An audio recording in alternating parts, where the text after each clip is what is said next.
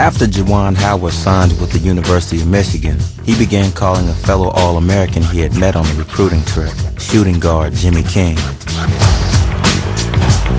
And he called me like every day. He was like, "Jill, man, I need you. You know, I just committed to Michigan. You got to come with me." I'm like, "All right, man, I'm seriously thinking about it." Jimmy King's parents had settled in the Dallas suburb of Plano to take advantage of its educational system. They looked at colleges recruiting Jimmy the same way. The basketball, they was secondary. You know, they were strictly education. And I was like, well, I want to play basketball, and so it all pointed to Michigan.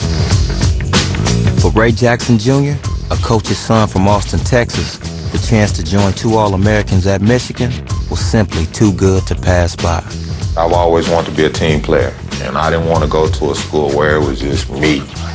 Once I found out Juwan was signing, it was like, man, this is where I want to be. Juwan was our best recruiter. He said, who do we have near term that we got a chance to get? Who do we have down the road? And I'm going to help us get them because I want to win. Juwan was like, man, y'all better come to Michigan. And then, we heard about Ray and Jimmy, and, it was just a no-brainer. He was the fourth one to commit, so he wore number 4. I was the fifth one to commit, so I wore number 5. The 5 freshmen were already a campus legend when they gathered at the University of Michigan in the fall of 1991. They formed an instant bond.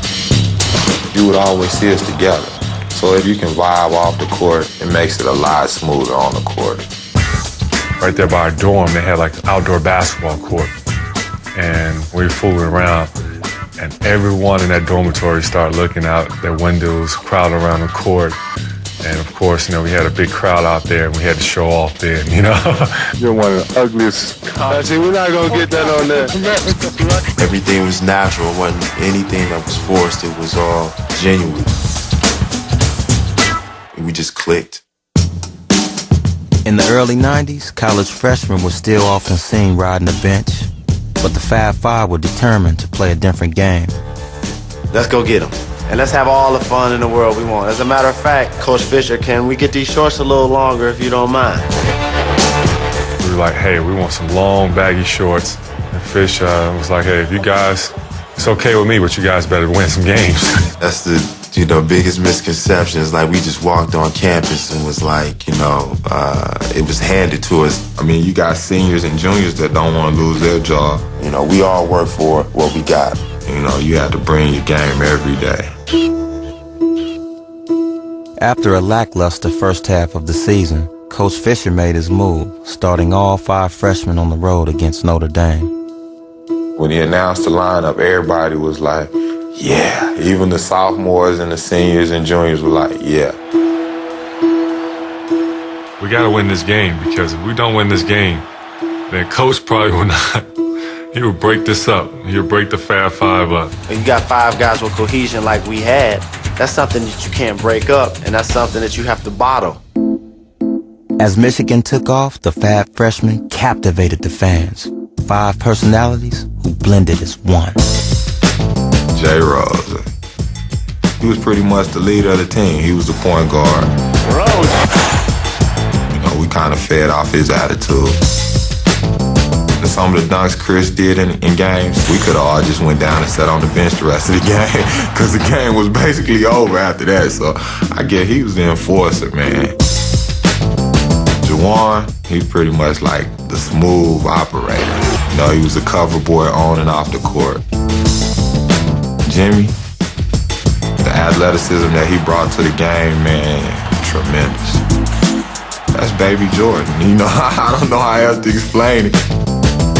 You think of Ray Jackson and the Fab Five, you're going to think of the scrappy one, the one that played the defense, that rebounded, that did the small things, to help the team win. And I was okay with that. We were just being ourselves. The Fab Five turned Michigan's season around. But when the NCAA tournament began in March, they were ranked only 6th in their bracket, less than 20th overall. No, we thought that was a slap in the face to be ranked 6th. But when Michigan got to Atlanta for the first round, they found a good omen. And Muhammad Ali was standing at the hotel, And he loved us. We like, Muhammad Ali don't know who he is. He don't know our name. What you mean, Muhammad Ali? And the guy was so nice. You know, he welcomed us into his room, shook our hand, and, you know, we introduced ourselves, and we sat down with him for like some hours. You say God gave you a gift, you know, expose it.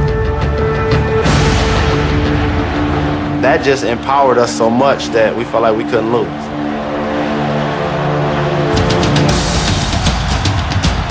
Michigan roared through the first round and into the Sweet 16. It's gonna be fierce combat out here. But just one win from the Final Four, they ran into Ohio State, a fierce conference rival that had already beaten them twice.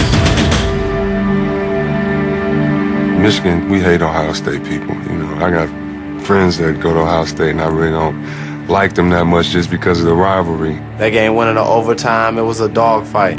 Michigan's got too much power inside. The game is over. Fab 5 is headed to the Final Four.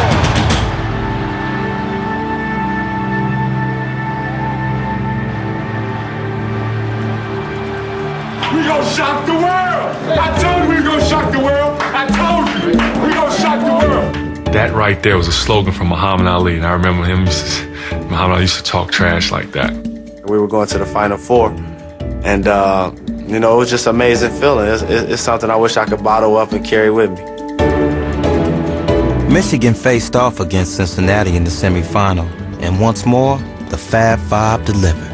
We made it. We made it to the title game, the national title game. And lo and behold, who we have standing in front of us.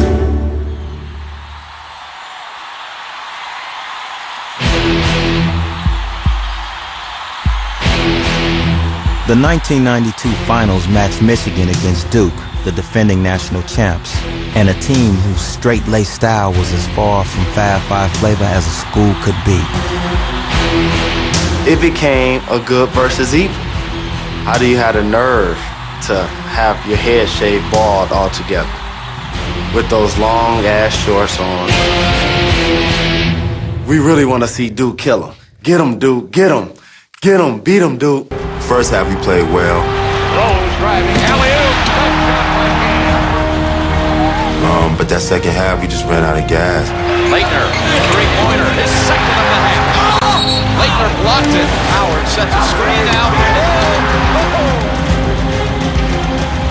They were really good, and they were very disciplined. Flag for the jam.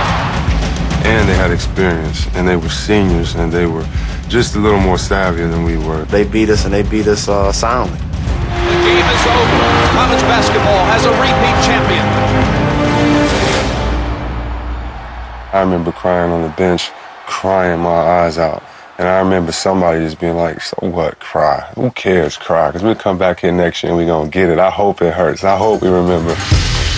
An all-freshman team had made it to the NCAA title game, but the madness was just beginning. We was right about those kids. We knew they were drug dealers. We knew they were thugs. We knew they was killers. You will forget Chris Webber's ranting and cursing. Felt like we had to defend ourselves, because if we're not, you know, who will?